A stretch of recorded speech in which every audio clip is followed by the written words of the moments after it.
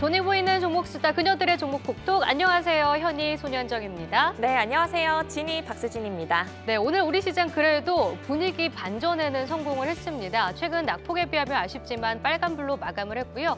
코스피가 2,700선, 그리고 코스닥은 934포인트에 마감을 했습니다. 원달러 환율이 1,220원 위로 올라서면서 외국인의 수급은 돌리지 못했습니다. 반면 선물 시장에서는 나흘 만에 매수로 돌아섰고요. 기관은 현선물 시장에도 무수, 소폭 순매수로 마감을 지었습니다. 오늘 상한가 간 종목은요, 이 우선주를 빼면 딱 두 종목이 집계가 됐고요. 주말을 앞둔 만큼 상승 종목 반, 하락 종목 반으로 유지하면서 다소 조용한 흐름들이 전개가 되었습니다.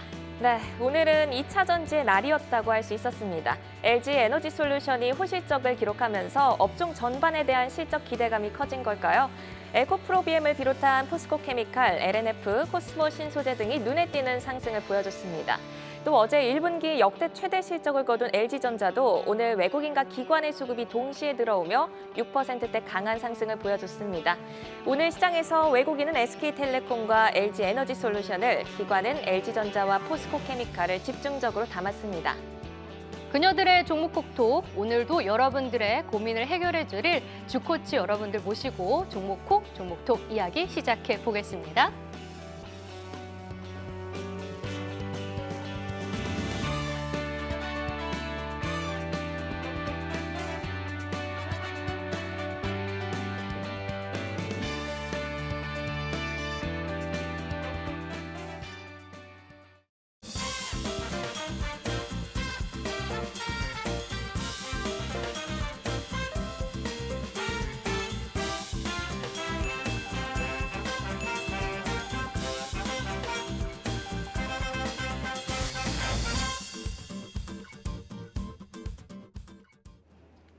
네, 오늘의 종목 톡 나눠볼 종목은요. 카카오와 네이버, SKC, DTR 오토모티브 이렇게 네 종목인데요.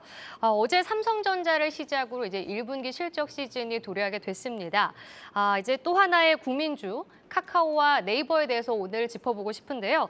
먼저 카카오에 대한 증권사 의견을 보면 오늘 좀 안 좋은 리포트가 나왔습니다. 삼성증권에서 하향 리포트가 나오기도 했는데요. 자, 먼저 주코치 두 분 모셔보도록 하겠습니다. 네, 금요일 주코치 두 분 먼저 소개해드리겠습니다. 염승환 이베스트 투자증권 이사, 정경민 IBK 투자증권 분당센터 차장 자리해 주셨습니다. 안녕하세요. 안녕하세요. 네, 제가 인사를 놓칠 뻔했네요. 네, 저희 염 이사님 한 달 만에 그녀들의 종목 콕톡에 네. 오신 것 같아요. 너무 오랜만에 오셨는데 그동안 시장 어떻게 보고 계셨는지 한번 여쭤볼게요. 뭔가 좀 좋아지는 분위기였는데 또 미국의 긴축 때문에 좀 김이 새버린 네. 좀 그런 좀 느낌이 들었고요. 그래도 뭔가 이렇게 시장이 예전처럼 일방적으로 무너지는 건 아닌 것 같고, 오늘도 보면 2차 전지 소재 업종들이 정말 뜨겁게 움직인 것처럼 뭔가 이슈가 생길 만한 뭐 그런 재료들이 나온다면 시장은 언제든지 또 기업들이 움직일 준비가 돼 있기 때문에 제가 봤을 때는 확실히 1, 2월보다는 분위기, 그러니까 조정을 받아도 예전처럼 그냥 허무하게 무너지는 분위기는 아니기 때문에 그건 좋은데, 여전히 좀 안타까운 거는 삼성전자 같아요. 네, 전자 네. 갖고 계신 오늘도. 분들 좀 고심이 크실 것 같은데, 맞아요. 그러니까 저도 이렇게 많이 뭐 질문도 받고 이렇게 대화를 해보면 힘들어하신 게 뭐냐면, 아니 뭐 실적 안 좋아져서 빠지는 건 이해를 하겠는데 좋은데 빠지니까 그게 더 이제 좀 답답하다, 이런 얘기들 좀 많이 하시더라고요. 그래서 좀 여전히 대형주가 부진한 게 아직도 뭐 저도 좀 네. 개인적으로 좀 안타까운 좀 상황입니다. 맞습니다. 네, 그러면 정경민 차장님은 오늘 시장 어떻게 보셨어요? 네. 뭐 이제 저는 이제 지점에서 뭐 손님들한테 이거 사세요, 이거 파세요 하는 직업이니까 참 이게 사람을 홀리기 좋은 장이다, 이렇게 좀 생각을 할 수 있는 이제 그런 속도가 나오는 장이잖아요. 그러니까 불과 이번 주 초만 해도 리오프닝, 뭐 맞아요. 항공주, 여행 이런 거 사야지, 뭐 화장품, 엔터 막 가다가 지금 오늘 뭐 질문 가장 많이 받은 게 그거 팔고 2차 전지 지금 따라가야 되는 거 아니야? 이런 질문을 많이 받았거든요. 저도 궁금했어요. 네네, 그런 부분. 맞아요. 저희 그래서 수진 씨가 앞에서 언니 2차 전지 어떤 종목이 제일 좋아요? 물어보더라고요. 원래 이렇게 빠른 매매 잘 하시잖아요. 네. 우리 중에 네네. 제일 고수잖아요. 네. 그런 그렇군요. 그런 것들을 좀 감안해 봤을 때는 요즘에는 이런 좀 속도가 사람을 좀 이렇게 취하게 하고 네. 빨리 나 한번 사보지 않을래 이렇게 좀 유혹하는 이제 그런 상황이다 보니까 정말 좀 중심을 좀 잘 잡아야 되는 이제 그런 상황이 아닌가 이렇게 좀 보여집니다. 네, 그래서 오늘 저희가 많은 분들이 이거를 팔아야 되나 생각하는 종목을 얘기를 나눠보고 싶어요. 카카오 네이버 이야기를 나눠볼 텐데 먼저 카카오 보겠습니다. 앞서 말씀드린 것처럼 오늘 하향 리포트가 나왔고요. 지금 1분기 매출 성장 둔화를 예상을 하는 리포트가 나왔습니다. 네, 하지만 올해 전체적으로 봤을 땐 또 실적이 괜찮다라는 얘기가 나오고 있는데 카카오 실적을 어떻게 보고 계신지 궁금해요. 먼저 연미사님부터 여쭤볼게요.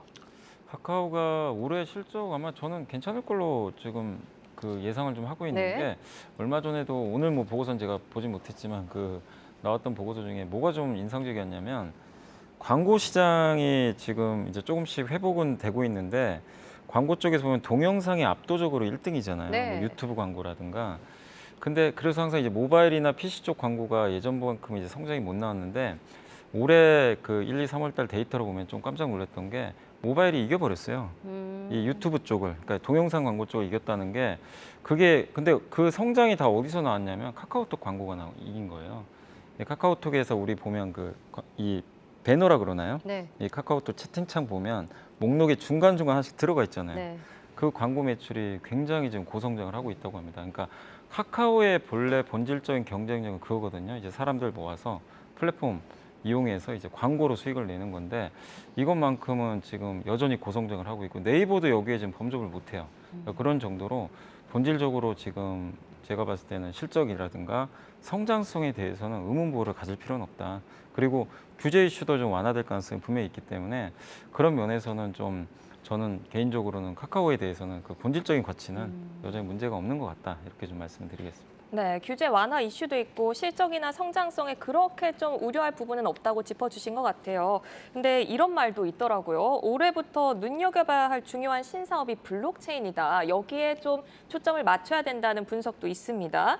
규제 완화 시 다양한 사업을 영위하는 카카오가 가장 큰 수혜를 얻을 것이다. 이런 분석도 제가 봤는데요. 이 블록체인 사업 성장성 카카오에서 어느 정도로 보세요? 그건 이제 뭐 말 그대로 좀 의문이 잔뜩 있는 이제 그런 좀 미지의 영역이 아닌가 이렇게. 손에 쥔 게 사실 그렇죠. 뭐 지금 현재 할 수 있는 그림들은 있어요. 이제 클레이튼 기반으로 뭐 실질적으로 카카오 게임즈가 그 유통이 가능한 이제 보라코인 같은 것도 좀 네. 유통이 되고 있고 실질적으로 눈에 보이는 것들이 있지만 뭐 다 좋아요. 다 좋은데 그래서 얼마 벌 건데 얼마 벌 수 있어라고 하면 이걸로 얼마 벌 수 있다라고 이렇게 추정을 내놓지가 이렇게 쉽지가 않거든요. 아직은 그렇죠. 이제 시장 자체가 뭔가를 좀 보여주기에는 이제 막 생겨나가는 그런 상황이기 때문에 좋은 그 뭐 제가 지난번에도 좀 모주 비슷한 거 말씀드릴 때도 좋은 그림이 있는 회사들은 굉장히 많아요. 근데 그것들을 얼마만큼 현실로 끌어낼 수 있느냐. 이렇게 금리가 올라가고 할인율이 변하는 이런 시점에서 얼마만큼 이제 현실성을 줄 수가 있느냐. 이제 이 문제가 가장 좀 부각이 될 것 같은데 일단 지금 카카오 뭐 좀 이따 말씀드릴 네이버 둘 다 좋은 그림이 있는 건 맞습니다. 근데 그게 어떻게 좀 현실화되는 거에 대한 속도 이런 감에 있어서는 아직까지는 좀 의문투성이 아닐까 이렇게 좀 봐지고 우리 저 이사님께서 말씀해 주셔서 저도 공교롭게 방금 전에 이제 여기 옆에서 카톡을 하다가 떴던 그 배너를 보니까 그 마침 그게 또 안다르였어요. 아, 그래요. 우리 지난주 얘기했던 네, 레깅스. 그러니까 요즘 레깅스 아니라 이제 캐주얼 우리도 많이 예. 하는데 그것 때문에 이제 뭐 연결 에코 마케팅인가요? 네, 에코 마케팅. 뭐 하여튼 뭐 이런 식으로 이제 역시 뭐 이런 성장성 있는 그런 그림들이 있기는 있습니다만 지금 현재로서는 가장 잘할 수 있는 거에서 얼마만큼의 실적을 찍어줄 수 있고 얼마만큼의 실적의 이런 성장성 또 이제 개선세를 보여줄 수 있는가 그걸 보여주지 않으면 지금 카카오는 사실상 연애 영업이익 1조도 못 버는 42조짜리 공룡이거든요. 그렇게 보면 이제 뭐 물론 향후에 이 수많은 플랫폼의 어떤 가치를 가지고 많은 사람들 이용자를 이용해서 이제 이것저것 이제 사업들을 붙여가면서 커질 수 있는 플랫폼의 어떤 그런 가치들은 충분히 있지만 이게 속도감과 현실성이 조금 우리한테 다가오지 않는다면 지금 뭐 이게 괜히 10만 원 밑에 있는 게 아니잖아요. 이 인기가 떨어질 수밖에 없는 그런 상황이 아닌가 좀 생각이 돼서 블록체인에 관련돼서는 좋은 그림이 있고 상당히 좀 앞서 있는 이제 그런 기업은 맞습니다만 아직까지는 거기에 대해서 구체화되고 있는 게 굉장히 좀 한정적이기 때문에 그 가치가 10조입니다. 그 가치가 5조입니다. 이렇게 말씀드리긴 좀 어려울 것 같긴 해요. 하지만 뭐 그래도 좀 좋게 좀 뭐 말씀을 좀 드리자 보면은 이제 역시 카카오 게임즈부터 시작하고 있는 지금 보라코인 그리고 이제 클레이튼 기반에서 또 카카오페이나 모빌리티나 이런 쪽으로 확장하면서 사용할 수 있는 그런 좀 이제 블록체인 기술들은 많이 좀 열려 있다 보니까 그 부분에 있어서는 어느 정도 감안을 할 수 있는 수준까지는 와 있다 볼 수 네. 있겠습니다. 그러니까 지금 실적 측면에서 봤을 때 이제 광고 사업이 확실히 고성장하고 있다라는 건 긍정적인데 대표적인 성장주 아닙니까 카카오는? 근데 성장성으로 봤을 때 이제 블록체인 부분은 아직은 좀 미지의 세계다라고 코멘트를 해주셨습니다. 자 그럼 또 다른 성장성에 대해서 저희가 좀 체크를 해보면 미디어 부분을 한번 살펴볼게요. 카카오 엔터, SM을 이제 인수를 하면 그 시너지도 사실 기대가 될 것 같고요. 그 카카오 엔터가 이제 상장 얘기도 나오고 있는데 상장 전에 기업 가치가 올라갈 수도 있지 않을까 이런 얘기도 나오고 있는데요. 그럼 카카오 미디어 부분에 대해서 어떻게 보겠어요, 차장님? 지금 이제 아이유를 보고 있는 거죠. 네. 사실상 아이유, 대표적인 아티스트죠. 네, 대표적인 아티스트고 이제 옛날 그 로엔 네. 엔터테인먼트를 인수를 하면서 이제 가져간 거고 또 최근에 이제 그 유희열 대표죠. 네. 유희열 대표의 안테나 뮤직. 네, 안테나 뮤직을 그러니까 이제 유재석 씨와 그렇죠. 유희열 씨가 모두 이 카카오 엔터테인먼트의 유상증자에 그렇죠. 참여했다고 네, 하더라고요. 이렇게 본다면 뭐 조만간에 뭐 긴 그러니까 좀 짧은 뭐 한 내년 정도 안에는 뭐 좀 상장을 할 뭐 그런 준비는 좀 해 나가고 있다라고 이제 좀 넘겨 짚을 수 있는 부분은 충분히 있다고 봅니다. 근데 저는 이제 이것도 이렇게 좋게 말씀드리기 좀 어려울 것 같은데 어쨌든 비용이잖아요. 회사를 인수한다는 거는 좀 비용이고 그 비용을 어느 정도 궤도에 올릴 때까지 좀 시간이 좀 많이 필요한 그런 부분이라고 생각이 드는데 사실 지금 SM이 싸진 않아요. 싸진 않고 향후에 어떤 우리나라 엔터는 저는 좀 목까지는 좀 찼다라고 보는데 이 예전처럼 이렇게 대형사 위주로 흘러가는 그런 그림보다는 중소형사의 좀 작은 비용으로 이제 뭐 좀 잘 론칭된 이제 그런 그 아이돌이나 아티스트를 인수 합병을 하는 그런 그림으로 갈 가능성이 좀 높거든요. 그렇게 본다면 카카오 엔터를 뭐 상장시키고 하면 그 모멘텀은 어느 정도 나올 수는 있다고 생각되지만 그게 또 이제 하나의 성장이 또 떨어져 나가는 그런 효과도 좀 있다 보니까 그걸 마냥 좋게 보기에는 좀 어려운 면은 있다. 하지만 뭐 그 정도의 가치는 지금 계속해서 잘하고 있다라고 좀 볼 수는 있다 보니까 뭐 그런 미디어 사업도 뭐 향후 좀 지켜봐야 될 그런 요인이 아닌가 싶습니다. 네, 저희가 대표적인 성장 동력인 블록체인과 엔터 부분의 성장성에 대해서 지금 얘기를 나누고 있습니다. 아무래도 콘텐츠 부분에서는 이 글로벌 시장의 성장세도 좀 중요할 것 같아요. 카카오 미래 10년 비전이 비욘드 코리아더라고요. 맞아요. 이 한국을 넘어서 뭐 글로벌 기업이 되겠다. 향후 3년 내에 현재 10% 비중인 매출 비중을 해외 매출 30%까지 늘리겠다. 이런 포부를 밝혔는데 해외 매출 성장세 어떻게 전망하시는지 염이사님이 한번 말씀해 주실까요? 그러니까 이제 많은 분들이 네이버랑 카카오 많이 비교하는데 사실 이제 해외 쪽 하면 네이버가 이제 다 앞서 있다 이렇게 평가를 하는데 웹툰도 유일하게 네이버가 더 그런가요? 글로벌 이야기 보면 네이버가 이기는데 일본만큼은 이제 여기가 좀 되게 재밌는 구역인 게 카카오가 압도적으로 이기고 있어요. 그러니까 카카오가 피코마라는 이제 서비스를 이제 네. 런칭을 했고 아까도 잠깐 오면서 기사를 보니까 2016년도에 하루 매출이 2,000원일 때가 있었더라고요. 2,000원이요? 원이요? 2,000원. 결제액이. 상상이 아예 안 가는. 몰랐었네요. 지금 사람들이. 이제는 뭐 어마어마한 지금 이제 매출이 나오고 있는데 지금 일본이 만화 강국인 거 아실 거예요. 알죠. 그러니까 웹툰보다 우리 애니. 뭐 저도 뭐 어렸을 때 단행본 많이 봤으니까. 근데 일본 시장에 들어가서 한국 기업이 웹툰을 내놨는데 피코마가 지금 1등을 하고 있는 거예요. 그러니까 전 세계 앱스토어 매출 중에서도 앱이 많이 있는데 그 중에서도 거의 상위권에 들어갈 정도로 네.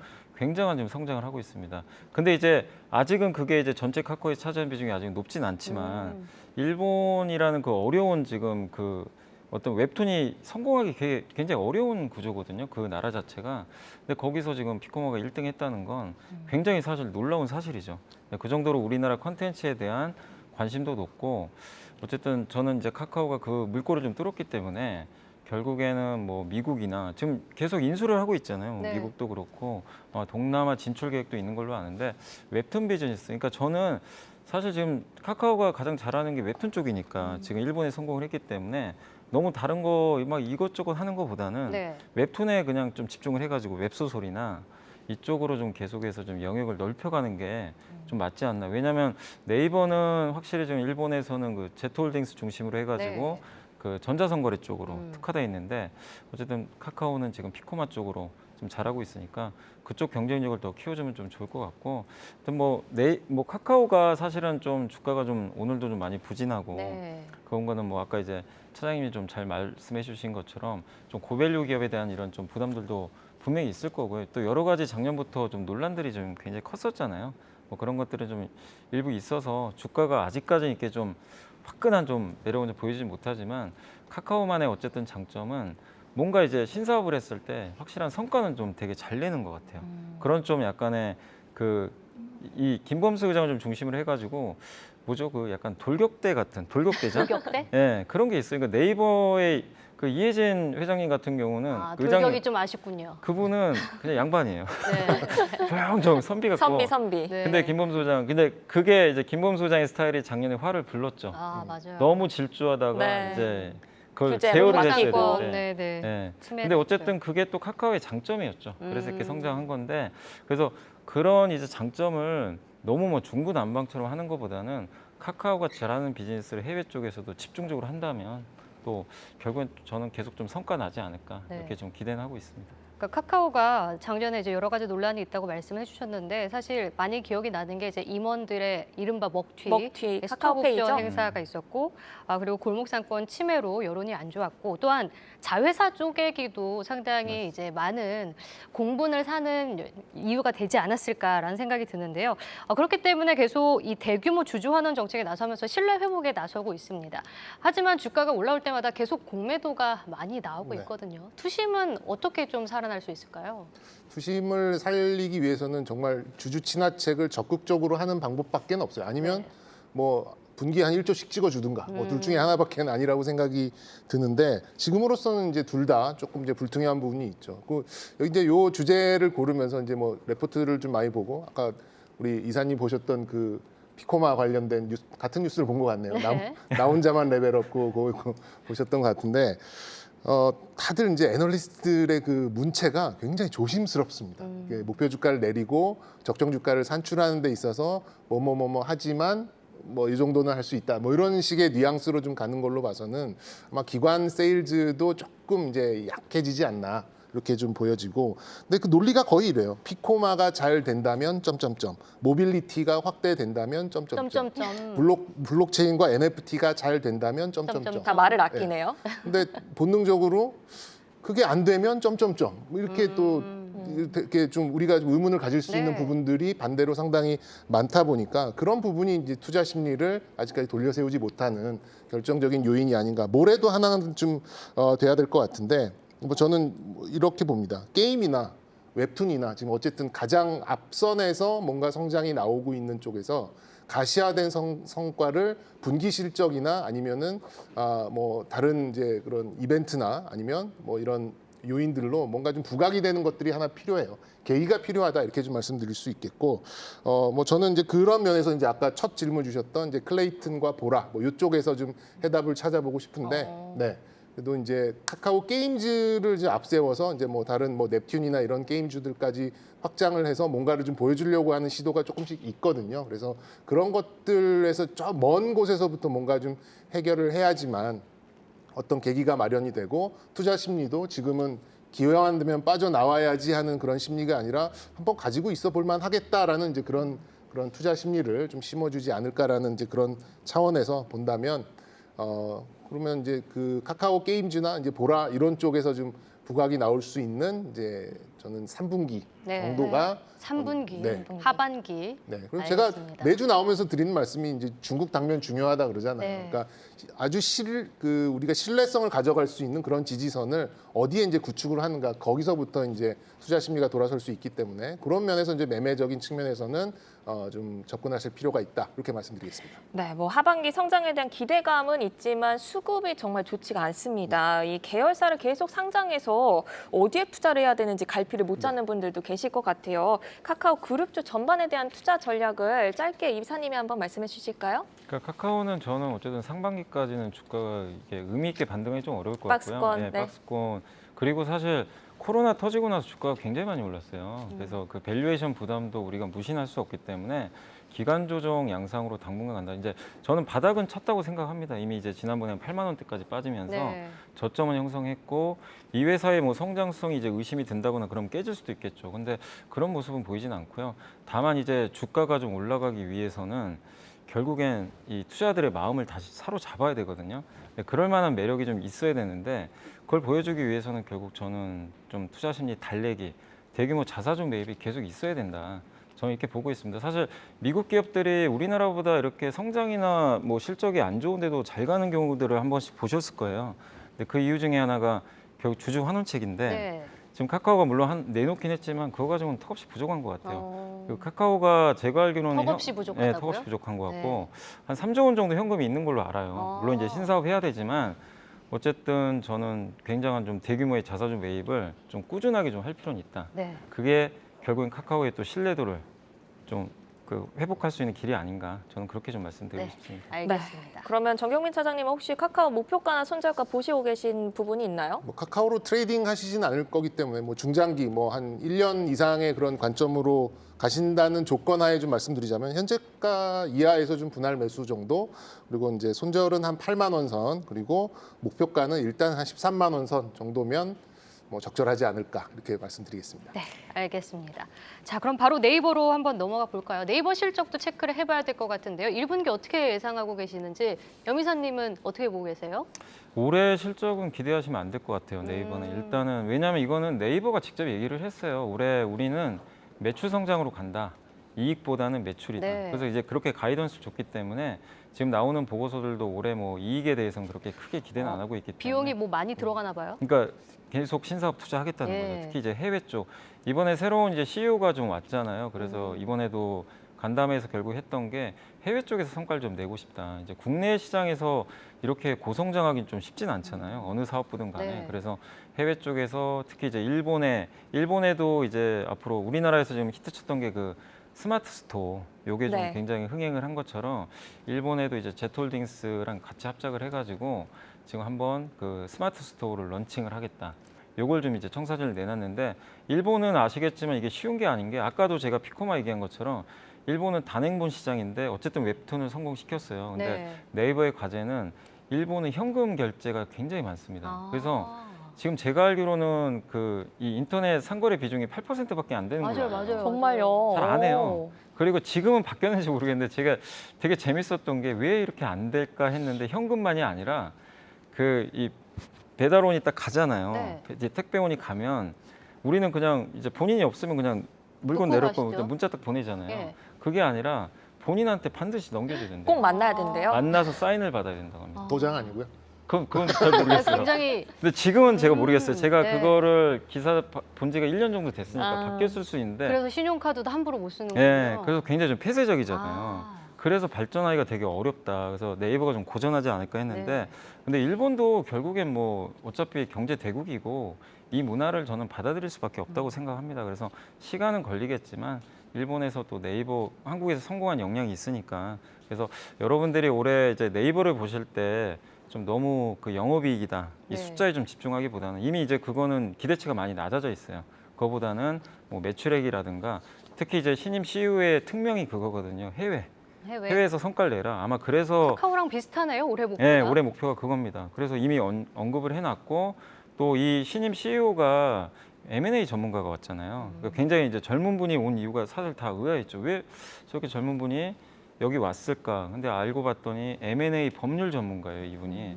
대규모 M&A 할 가능성이 굉장히 높은데 미국 기업들이 M&A로 성공을 많이 했잖아요. 그러니까 한국에도 저는 개인적으로 네이버가 미국 기업들처럼 활발하게 M&A를 해가지고 정말 좀 성장을 해줬으면 좋겠어요. 그러니까 이건 이제 네이버가 할 몫인데 그 M&A 전문가가 왔기 때문에 어떤 M&A 딜들이 좀 나오는지 올해 주주분들은 그쪽에 좀 포인트를 맞추시면서 보시면 좀 좋을 것 같습니다. 네, 네이버와 카카오가 사실 국내에서 이렇게 싸우고 있는데 해외에서도 이렇게 싸우게 됐습니다.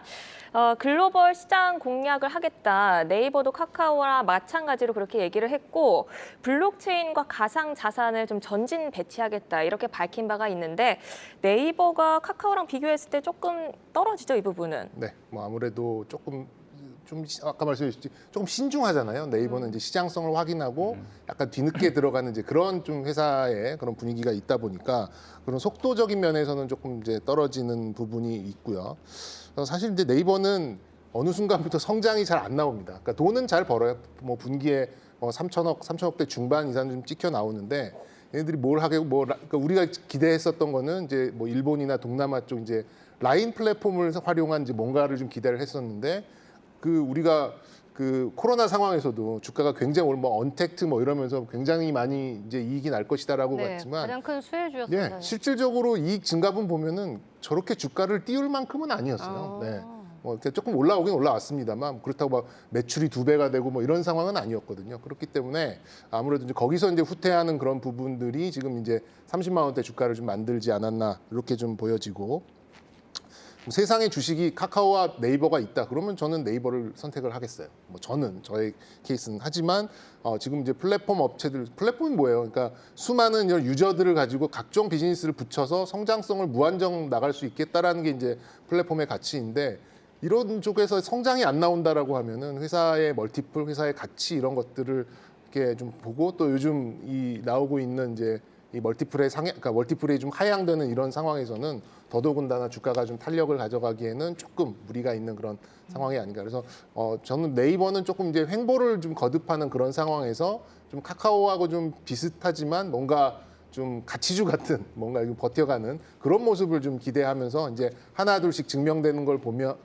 나오면 그때 이제 좀 탄력을 조금씩 받아갈 것 같고 당분간은 조금 얘도 카카오와 비슷하게 조금씩 이제 뉘엿 옆으로 좀 횡보하지 않을까 저는 이렇게 좀 생각이 듭니다. 네. 그러니까 네이버, 카카오가 공통적으로 올해 목표를 해외로 둔 이유가 지금 우리 국내 플랫폼 업계에서 지금 1, 2위를 다투고 있지만 모두 다 거의 생활을 그렇죠. 차지하고 있다라고도 말할 수 있잖아요. 근데 그렇기 때문에 골목 상권의 침해 얘기가 나왔던 거고 좀 작년에 많은 문매를 맞았던 건데 근데 또 반면에 올해 새 정부가 들어섰고 플랫폼 업체들을 향해서 규제 완화 정책도 기대가 되고 있는 게 사실입니다.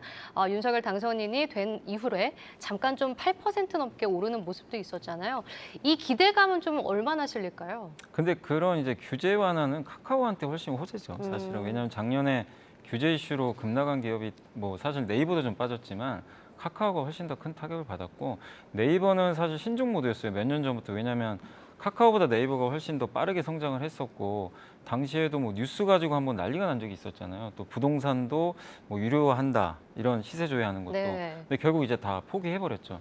그래서 카카오는 이미 몇 년 전부터 이제 플랫폼 규제에 대해서 약간 이제 알레르기 반응을 좀 갖고 있었어요. 그래서 이미 학습이 돼 있었기 때문에 뭐 플랫폼 규제를 더한다, 뭐 완화해준다 이거에 대해서 뭐 카카오가 그렇게 뭐 크게 뭐 위축된다, 더 좋아진다 이거보다도 오히려 이제 네이버가 카카오한테 좀 더 이게 유리한 면이 있지 않나. 그래서 네이버 같은 경우는 지금 규제 안에서 어쨌든 뭐 자기가 할 수 있는 목만큼은 지금 계속해서 하고 있는데 다만 이제 아쉬운 거는 규제 완화를 떠나서라도 국내에서 이제 성장이 나올 수 있겠느냐 이 부분에 대한 우려가 큰 건 사실이에요. 왜냐하면 지금 리오프닝 되면서 지금 네이버도 좀 고민이 되는 게 전자상거래 쪽에서 성장이 계속 나와야 되는데 성장률이 이제 둔화될 수밖에 없어요. 네. 지금 유일하게 성장률이 이제 나올 만한 게 결국 웹툰 같은 컨텐츠밖에 없거든요. 그래서 네이버도 계속 컨텐츠 회사 인수도 하려고 하고 있고 작년인가요? 스튜디오 드래곤하고도 지분 교환도 했던 것 같고 이 IP를 이용해서 뭐 드라마도 만들고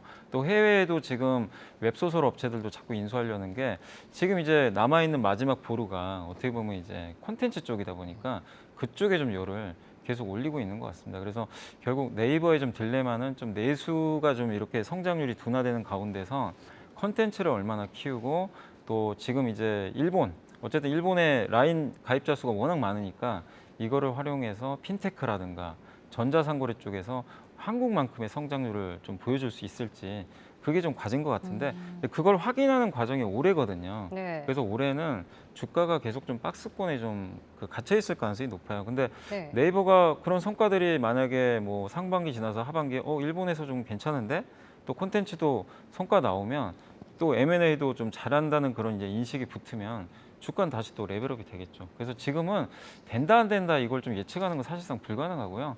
그 신임 CEO의 좀 능력을 믿고 좀 한번 지켜보는 수밖에 없는 것 같아요. 네. 네, 저희 정경민 차장님은 카카오랑 네이버 중에 개인적으로 네이버를 택하겠다고 말씀을 해주셨고, 그러면 이사님은 카카오랑 네이버 중에 어떤 걸 택하시겠어요? 저는 이제 개인적으로는 비즈니스 모델은 카카오가 더 좋아요.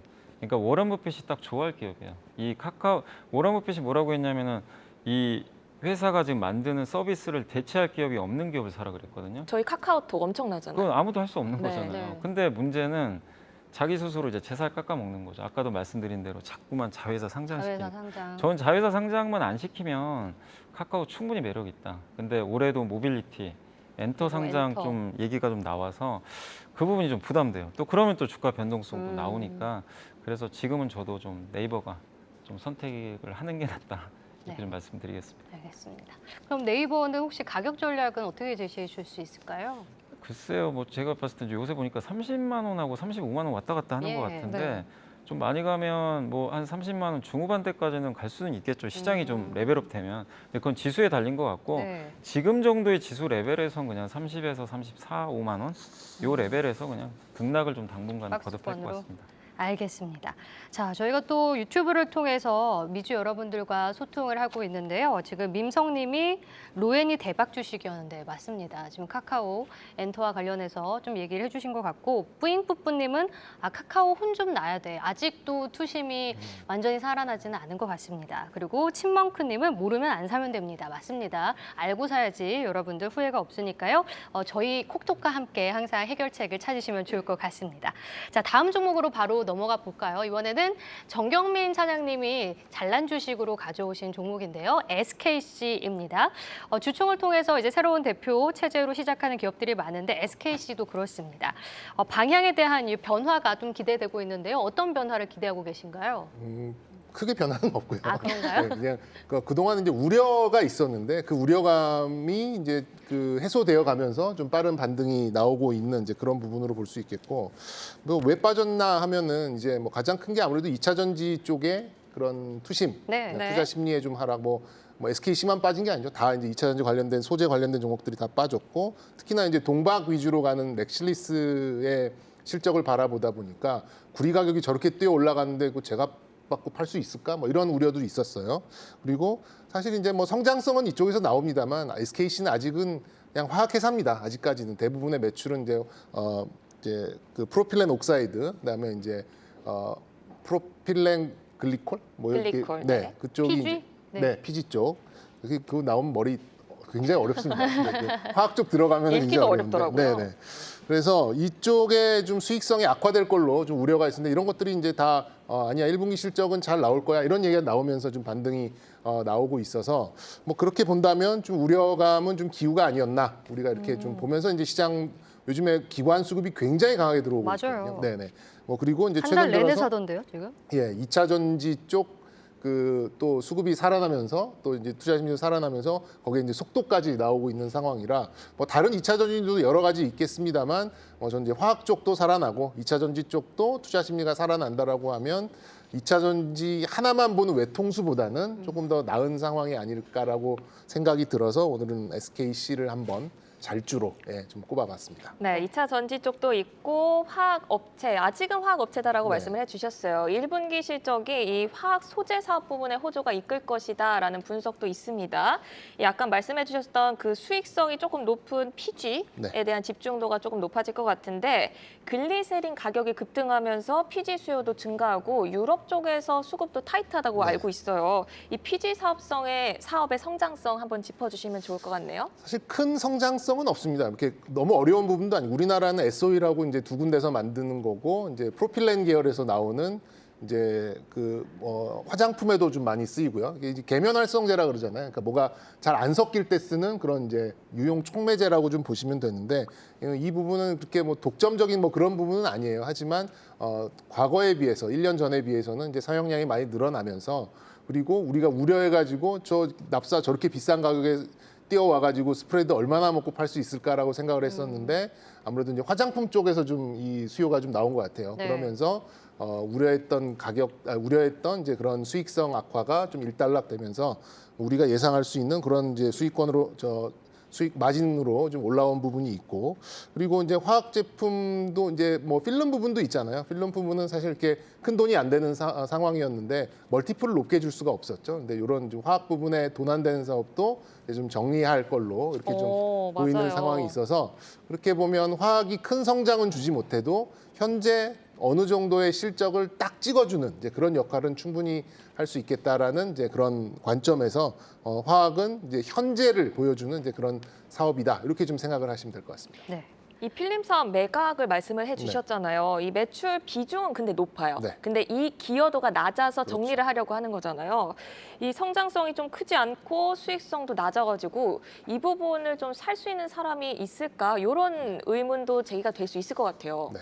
아직까지는 이제 중국 쪽 이게 그 폴리이미드까지 연결되는 이제 그런 기술이거든요. 우리 옛날에 그 비디오 테이프 같이 이제 그런 얇은 필름에다가 이제 마그네틱 입히면 그게 뭐 테이프가 되는 거였잖아요. 이제 그런 사업 쪽이었는데, 아직까지도 이제 우리나라에선 SKC는 이제 다른 사업을 하려고 하지만 그게 뭐 약간은 이제 좀 성장성은 없는 사업이긴 하지만 아직까지는 지금 캐파가 제일 높던데요. 네, 쓰이는 쪽이에요. 우리 그 저기 창문이 아니라 뭐죠? 창문이 자동차 유리의 그 썬팅 필름 같은 것도 다 그쪽에서 나오는 거거든요. 그래서 성장성이 없다 뿐이지 현재 뭐 돈을 버는 데는 전혀 뭐 문제는 없거든요. 그렇게 보면 뭐 중국이나 아니면 다른 기업들한테 현재의 현금 흐름을 원하는 그런 기업들한테 넘기는 거는 크게 어렵지는 않을 것 같아요. 네. 그래서 이제 소재 기업으로서 고부가 상품만 끌고 가면서 높은 멀티플을 받겠다. 요게 그나마 좀 변화라면 변화일 수 있겠다라고 말씀드릴 수 있겠습니다. 그러니까 가장 캐파도 크고 지금 매출 비중이 네. 37%인데 기술 장벽이 그렇게 높지 않다고 하더라고요. 네. 그래서 조금 이익적인 부분에서도 수익성이 나지 않으니까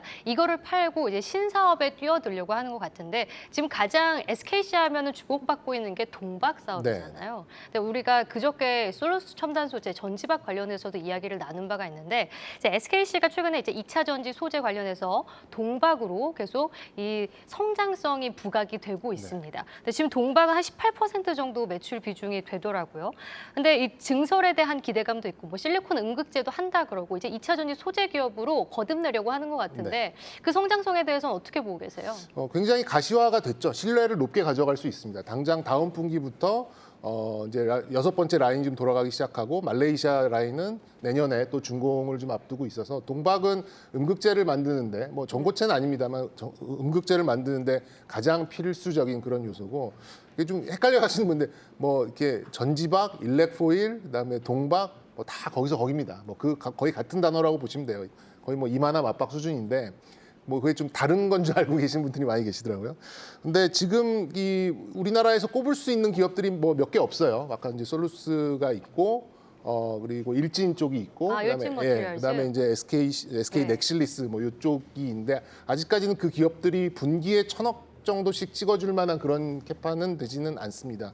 하지만 계속해서 지금 증설이 나와야 되는 그런 상황이다 보니까, 그리고 이제 구리 가격이 올라가는 걸 또 그대로 또 좀 전가가 가능한 이제 그런 상황이어서, 아무래도 이제 이쪽에서 조금 더 실적을 좀 끄집어가는, 그리고 다음 분기부터는 이 SK 넥실리스의 영업이익만으로 분기에 한 300억 이상은 좀 찍어줄 수 있을 거라고 보거든요. 그렇게 본다고 하면 2차 전지 소재라는 높은 멀티플의 실적도 성장해 가면서 이 SKC 전체적인 주가를 자극할 수 있는 그런 요인이 될 거라고 좀 볼 수 있는 이런 부분이라고 말씀드릴 수 있겠습니다. 네, 이 자회사 SK 넥실리스의 성장성 굉장하잖아요.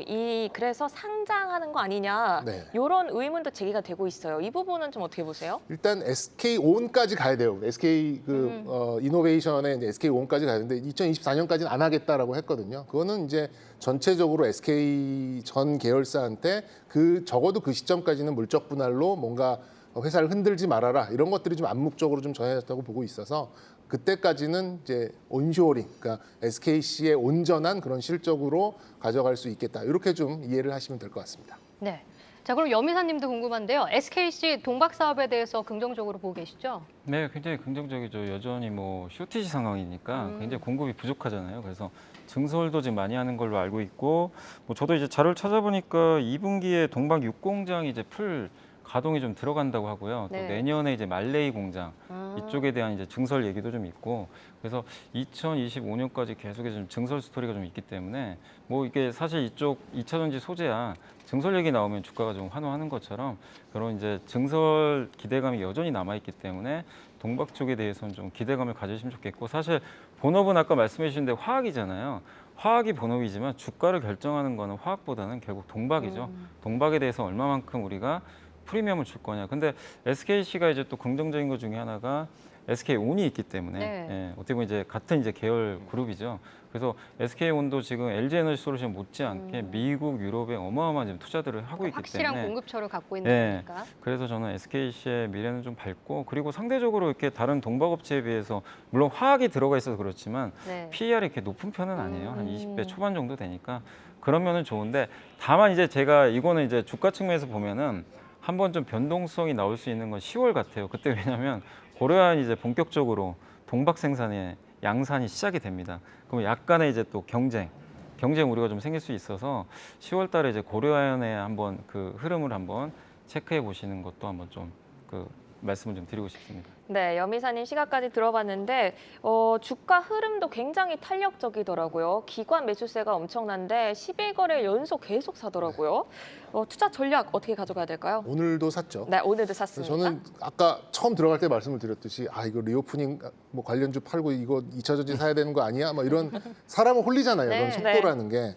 그래서 저는 거기에 부합을 해서 한번 따라가 봐도 괜찮지 않을까? 예, 이렇게 좀 말씀드리고 싶고, 일단 뭐 저는 지금 6조대가 좀 넘어서는 시가총액입니다만 한 그 전고점이 한 8조 정도거든요. 네. 그 시점까지는 왜냐하면 우려했던 것들을 거의 다 불식을 시켰기 때문에 다소간의 뭐 할인율의 변동이 있다고 하지만 뭐 충분히 갈 수 있다고 생각됩니다. 그렇게 본다면 저는 한번 좀 추격해보자라는 생각도 들고, 목표가는 뭐 한 22만 원. 뭐 손절은 이런 거 추격할 때는 좀 타이트하게 잡으시는 게 좋죠. 그렇게 보면 한 15만 원 정도 이렇게 말씀드리겠습니다. 네, 알겠습니다. 저희가 다음 종목으로 바로 넘어가 볼게요. DTR 오토모티브 잘난 주식으로 염승환 이사께서 가져오신 종목입니다. 먼저 DTR 오토모티브 회사 소개부터 들어볼까요? 이게 되게 좀 생소하실 것 그럴 같아요. 수 있을 것 같아요. 자동차 이제 부품 회사고 네. 업력은 한 50년이 다 됐어요. 그래서 굉장히 좀 오래된 기업이고, 방진 부품이라고 뭐 들어보실지 모르겠는데 네. 자동차 이제 부품끼리 부딪힐 수가 있거든요. 이제 튜브 같은 건가요? 네, 뭐 소음을 약간 좀 소음을 잡아주는 거죠? 잡아주는 아. 거죠. 외부 소음도 잡아주고 부품끼리 또 마찰이 생길 네. 수 있어요. 그런 것들이 이제 못 들어오게. 그래서 이제 어떻게 보면 이제 차 안에서 좀 정숙함을 좀 느낄 수 있게 해주는 그런 좀 핵심적인 좀 부품인데, 이게 결국엔 뭐 내연기관만 쓰인다면 사실 이 회사는 볼 필요가 없겠죠.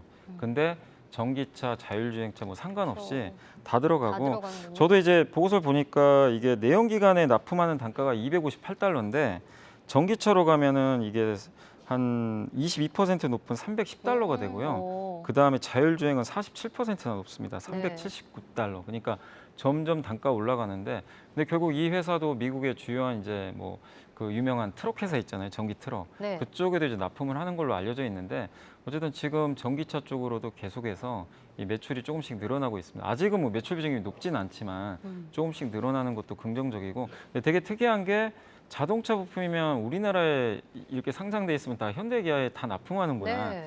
생각을 하실 수 있는데, 현대기아는 안 납품을 하나요? 안 하고 있어요. 주요 매출처가 그 미국의 스텔란티스, 네. GM, 포드, 폭스바겐, 그러니까 글로벌 기업들한테 골고루 납품을 하는데 현대기아에 납품을 안 하는 좀 굉장히 독특한 의아하네요. 네. 예, 좀 구조인데, 그러면 이게 좀 실적의 안정성이 없는 거 아니냐 이럴 수도 있는데, 1년 영업이익률이 거의 10% 가까이 돼요. 이익률이.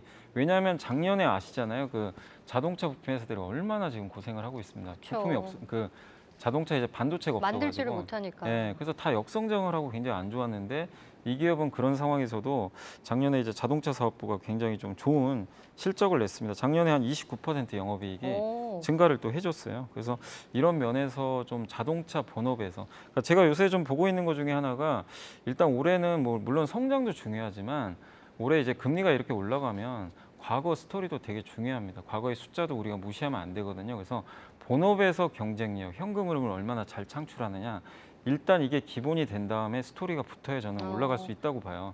그런 면에서 DTR 오토모티브는 일단 첫 번째 좀 네. 관문은 통과했다. 저는 좀 그렇게 보고 있습니다. 네, 자동차 부품 업체들이 굉장히 힘든 시기를 겪고 있을 때 지난해 예상을 뛰어넘는 호실적을 기록을 했습니다. 그리고 이 지난 1월에 100% 지분 인수를 완료한 두산 공작기계 여기도 지난해 성적이 굉장히 좋더라고요. 두산 공작기계 인수로 기대되는 이익 성장 효과 한번 짚어주실까요? 그러니까 2조 원 정도 되는 이제 대규모 자금이 좀 들어간 걸로 그러니까 알고 있고. 빚을 내서 사실 인수를 한 거잖아요. 인수하면 자기 현금도 있지만 네. 그래서 1년에 연간 이자 비용이 적진 않습니다. 한 500억 정도 네. 나가니까 이 회사가 보통 그 자기 본업에서 버는 돈이 500억 되거든요. 그러니까 그만큼의 이익을 이제 내는 거네요. 희생을 하고라도 인수했다는 건 확실히 매력이 있다는 얘기고 두산공작기계가 사실 두산의 가장 알짜 사업이에요. 네. 많은 분들이 두산하면 가장 안타까워하는 게 그 오비 맥주. 그거 판 거를 또 네. 너무 아쉬워하잖아요. 맥주 사업이 나중에 엄청나게 잘 됐고 또 버거킹도 팔아버리고. 네. 원래 두산이 소비재 기업이에요. 네. 근데 소비재 기업 다 팔고 산업재로 완전히 바꿨는데 결국 좀 결과가 그렇게 좋지는 않았죠. 알짜까지. 예. 알짜까지 팔면 안 됐었는데 판 예. 거네요. 근데 이제 네. 두산공작기계를 또 안 팔면 안 되니까 두산그룹이 두산건설 때문에 고생을 굉장히 많이 했거든요. 네. 그리고 뭐 본업도 좀 굉장히 안 좋아지면서 좀 어려웠는데 두산공작기계만큼은 돈을 잘 벌었어요. 그러니까 이제 이렇게 좀 비싼 가격에 팔게 된 건데 두산공작기계는 글로벌 3위 업체고 이제 매출처가 되게 다변화돼 있는데 뭐 한국이라든가 주요 이제 국에서 또 일부 이렇게 1등을 차지할 정도로 점유율도 좀 꽤 높은 편이고 공작기계가 좀 어려우실 수도 있는 게 기계는 기계인데 공작기계는 뭐냐 그 기계를 만드는 회사가 공작기계 회사예요. 그러니까 기계 있죠. 이 기계 자체를 만들어주는 회사가 그러니까 부품을 만드는 기계를 만드는 거죠. 그걸 이제 직접 해주는데 네. 지금 결국엔 앞으로 설비 투자가 저는 많이 이루어질 것 같아요. 왜 이 말씀을 드리냐면 두산공작기계 인수를 통해서 이 회사가 노리는 게 뭘까? 뭐 자동차 시너지 물론 그것도 있겠지만 지금 모든 게 공급이 다 부족합니다. 이게 네. 이제 지상 과제잖아요. 코로나 때문에. 그럼 결국 기업들이 부족한 공급을 다 채워야 되는데 사실 뭐 전쟁 때문에 지금 당장은 못하지만 어느 정도 이런 글로벌 리스크가 좀 완화되면 대기업들이 뭐 한국만 그런 게 아니라 전 세계적으로 설비 투자 들어갈 가능성이 굉장히 높거든요. 그런 걸 봤을 때 두산 공작기계 앞으로의 수준은 좀 더 늘어날 수 있다. 그리고 지금 공작기계 인수를 통해서 뭐 물론 좀 빚은 좀 늘어날 수도 있겠지만 워낙 좀 돈을 잘 벌어요. 이걸 감안해도 충분히 남을 만큼의 공작기계에서 이익을 좀 낼 수 있고 이제 연결 이익으로 다 편입이 되잖아요. 그런 면에서 충분한 저는 좀 모멘텀은 좀 있을 수 있다. 이렇게 좀 말씀을 드리고 싶습니다. 네. 자, 그러면은 이제 원재료 가격 상승과 관련해서는 조금 영향은 없을까요? 원재료 가격에 대한 좀 부분들은 있는데 제가 그래서 재무제표 좀 봤거든요. 네. 근데 작년에도 그렇게 원재료 그러니까 이번 1분기는 한 번 더 봐야 되겠죠. 물론 그것까진 봐야 되겠지만 이 회사 같은 거는 이 비용 조절을 되게 잘하고 있더라고요. 네. 작년에도 사실 비용 부담이 있었는데 원재료 컨트롤도 되게 잘하고 있는 것 같고 오히려 영업이익률이 더 개선이 됐어요. 그래서 그런 면에서 1분기에 좀 실적에 우리 뚜껑은 좀 열어봐야 되겠지만 워낙 좀 효율적으로 관리를 하는 기업이라 저는 그렇게 큰 영향 없을 것으로 예상은 하고 있습니다.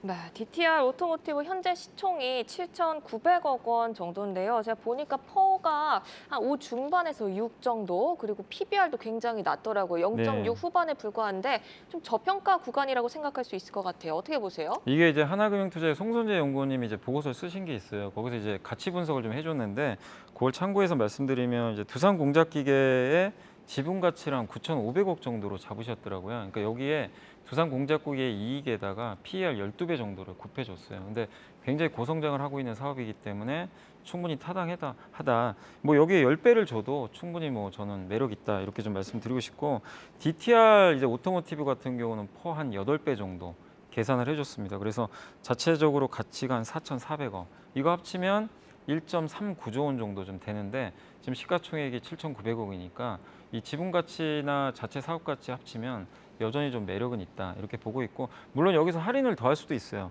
할인을 해도 아무리 좀 높게 한다고 해도 저는 최소한 시총 1조 원 정도의 가치는 있는 것 같아요. 그러니까 제가 오늘 좀 가져온 이유는 그러니까 아까 본업의 경쟁력도 좋고 두산공작기계라는 이제 새로운 어떤 이제 사업을 좀 인수를 하면서 이 새로운 이제 비즈니스 모델을 창출하잖아요. SKC도 사실은 화학회사인데 동박을 해가지고 성장한 것처럼 좀 공작기계를 통해서 하나의 더 시너지 효과를 낼 수 있고 마지막으로 주가는 저는 싸야 된다고 생각합니다. 지금은. 근데 굉장한 저밸류 기업이라서 좀 매력이 있다 이렇게 말씀드리고 싶습니다. 네. 그러니까 DTR 오토모티브가 작년에도 이제 자동차 부품 때문에 굉장히 이 수급난을 겪었을 때도 실적을 잘 낸 기업이고 지금 금리 상승기 속에서는 마냥 성장 스토리만 있는 기업을 선택해서는 안 된다. 본업과 함께 성장 스토리가 맞물리는 그런 모멘텀을 갖고 있는 종목을 골라야 되는데 그중에서도 저평가되어 있는 DTR 오토모티브에 대해서 얘기를 해주셨는데요. 자, 그렇다면은 정경민 사장님은 이 종목에 대해서 어떤 매력을 느끼시나요? 솔직히 저도 낯설어가지고 이 네네. 종목을 받고 저는 홈페이지 먼저 들어갔어요. 네. 홈페이지 먼저 들어가지고 뭐가 있나 했더니 뭐 업력이 굉장히 오래됐고 쭉 있는데 눈길을 끄는 게 이제 역시 두산 공작기계 인수를 왜 했는가. 그리고 가장 또 눈길이 갔던 부분이 자동차 이 부품주인데 이렇게 영업이익률이 나오는 회사 그러니까요. 없거든요. 거의 뭐 2%, 최근에 뭐 만도 이런 거 네. 되게 예, 2%, 그랬잖아요. 3%, 5% 넘는 것도 네. 거의 없어요. 근데 저렇게 10%가 넘어가는 거라면 역시 이제 자율주행 또 전기차 쪽의 어떤 멀티플을 감안할 수 있는 그런 성장성이 또 마진으로 이렇게 좀 나타나는 게 아닌가 이렇게 좀 보여졌고 그리고 좀 저기 말씀드렸듯이 그 이제 인수를 한 이유는 이게 이제 뭐 이 자율주행이나 전기차로 넘어져 방진이 뭐냐면 이제 서로의 기능을 침범하지 않게 하는 정밀 부품이 되는 거잖아요. 그렇다 보니까 이제 그런 그걸 뭐라 이렇게 금형이라 그러잖아요. 뭔가를 찍어내기 위한 그런 것들을 좀 많이 만들어야 되는데 그런 것들을 위해서 아마 시너지를 다른 비용을 주느니 자기가 인수를 해서 하겠다 약간 이렇게 좀 이해를 했거든요. 그렇게 되면은 시너지도 좀 볼 수 있어서 저는 뭐 좀 짧은 시간 내에 한 1조 정도까지는 뭐 시가총액이 지금 좀 한 늘어나지 7천억 않을까. 정도인데. 예, 이렇게 네. 좀 개인적으로는 이렇게 좀 파악을 해봤습니다. 네. 네, 두 분 다 시총이 1조까지는 좀 무리 없이 갈 수 있을 것 같다고 보시는 것 같아요. 주가를 보면요. 지난주부터 요번 주 초까지 조금 급등을 하다가 최근에 조정이 많이 나왔습니다. 그러면 모아가는 전략 유효하다고 보세요, 이사님? 그러니까 그러니까 사실은요 이게 월봉 보면 못 삽니다. 너무 네, 많이 지금 계속 올라가지고. 신고가 근처잖아요. 그래서 저도 이런 거 별로 안 좋아하는데 다만 이제 지금 그런 걸 감안하더라도 워낙 지금 밸류가 낮기 때문에 근데 지금 최근에 한 2, 3일 또 빠지고 있잖아요. 네. 그래서 좀 너무 급하게 하지 마시고 과도하게 올랐다는 건 사실이니까 좀 한 2, 3주 정도의 텀을 가지고 천천히 좀 분할로 분할 매수. 대응을 하시는 게 좋을 것 같습니다. 네, 알겠습니다. 자, 그럼 오늘 두 분은 여기서 인사드리겠습니다. 염승환 이베스트투자증권 이사, 정경민 IBK투자증권 분당센터 차장과 함께했습니다. 고맙습니다. 고맙습니다.